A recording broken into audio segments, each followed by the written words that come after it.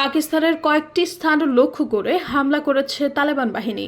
আফগানিস্তানে পাকিস্তানের বিমান হামলার কয়েকদিন পরেই আফগানিস্তানের পক্ষ থেকে এই হামলার ঘটনা ঘটেছে।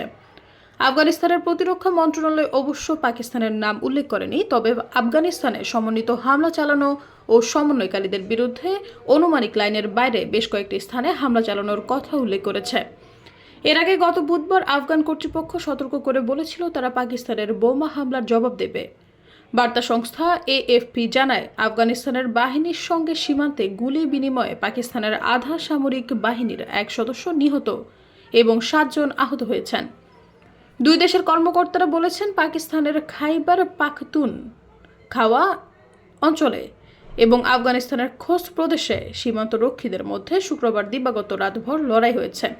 এ সময় বিভিন্ন স্থানে ভারী অস্ত্রশস্ত্র সহ বিক্ষিপ্ত সংঘর্ষের ঘটনা ঘটে। আফগানিস্তানের শাসক গোষ্ঠী তালেবান কর্তৃপক্ষ অভিযোগ করেছে, পাকিস্তান গত সপ্তাহে যে বিমান হামলা চালিয়েছে তাতে 46 জন নিহত হয়েছে, যার অধিকাংশই নারী ও শিশু। সৈয়দা ফারিয়া, সমযোগ।